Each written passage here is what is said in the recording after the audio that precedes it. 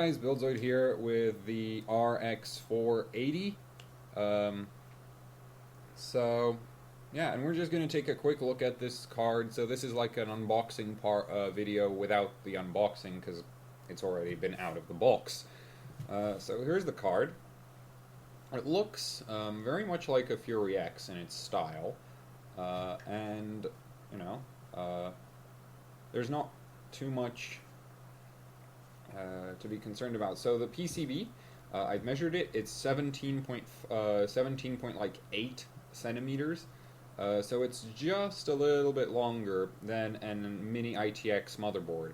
So if you have a mini ITX build and you plan to get a full cover water block, you'll be super happy to hear that, no doubt, because this board is like the PCB is very small, just under 18 centimeters. So it's just barely larger than a mini ITX motherboard, so it should fit in most mini ITX builds. Once you get rid of the stock cooler. Talking about the stock cooler, the base plate is obviously metal. The base plate basically extends the length of the card. It goes all the way to here. It cools the VRM. It cools the RAM. It cools basically everything except for the core, and that part's metal. But the rest of the shroud is plastic. So this shiny stuff around here, which on the Fury X would be metal, that's plastic. These screws here are fake. That's plastic. This entire front shroud, also plastic. Everything here is plastic, except for the base plate. Which, I mean, on a $200 card, not a major grievance. But it's kind of sad to see the whole, that, like on the Fury X, you could pull the base plate, this front plate off. You could pull it off and you could paint it or replace it with your own plate, which you obviously can't do here because these screws aren't screws. Those are just like plastic mock-ups of screws. I've tried pulling them off. It's not doable. I've tried scratching them, and that's how I figured they're not metal. So those are all plastic. Other than that, you can obviously pull off the shroud by unscrewing a few screws around the card. There's only 3 of them in the back, so along this edge and on the other edge, and basically you unscrew those and it comes off. For the outputs, you have 3 DisplayPort, 1 HDMI, and there's 2 screws up here that hold the shroud on.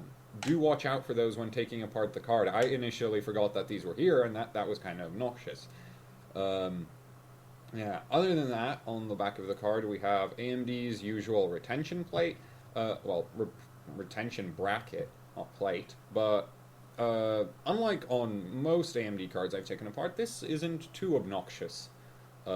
It's much softer than most of the past ones. So, yeah, that's not too bad. Also, it does have venting holes right here.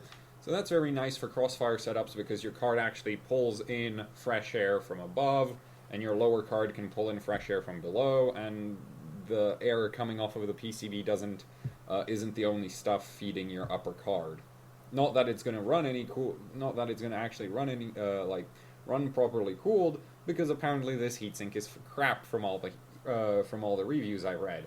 I will go out and do my usual heatsink testing with the temperature curves versus fan speed percentage. No audio equipment, no sound measuring equipment right now, and I don't even have a PC where I don't have any fans running, so I could measure just GPU noise. So yeah, I can't give you noise levels, but I'll tell you about how obnoxious I think it was. But my rating for fan speed noise is kind of generous because I sit with 2K RPM fans right next to my head. For those of you who've seen my living room effectively, then you know what I'm talking about with the PC sitting right next to me on an open air test bench. So yeah, that's that. I'm not going to take the card apart right now. I've taken it apart before, but inside, you may notice, you can actually see the fin stack. Those silver fins in the back, that's for the GPU core. They do not extend the length of the shroud, which kinda sucks, and the heatsink is kinda crap. It's very, very small. It's an aluminum block, no heat pipes, no nothing. So as far as I'm concerned, I mean, the card looks like 500 bucks. It certainly doesn't feel like 500 bucks in terms of this. But the PCB is fine. I mean, usual AMD stuff, and I've confirmed everything I looked at in the video, in the video analysis of the PCB. This right here, this MOSFET on the back, that's from the memory. That is indeed a low side FET. So there's two low side FETs in the memory VRM, so it's actually slightly different than what I expected. I thought they'd go for two high sides. They have two low side FETs, both rated at 100 amps, and then the high side FET is rated at 100 amps burst and 66 continuous. So then, again, nothing to be concerned about there. This right here, this right here is most likely the memory controller. I still need to, do my usual full breakdown of the card now that I have it. That'll probably be modded to get extra memory voltage out of it. It does use the 3567B, which I've confirmed before from other sources. So yeah, I'm super excited to get ripping into this card. It is the 8 gig version, and that's sort of that. That's it. So basically, about the live stream, I will be live streaming on Saturday with the card, and by then hopefully I'll have something figured out, because right now I'm just, messing around with the card and checking out that it works and everything. So, yeah.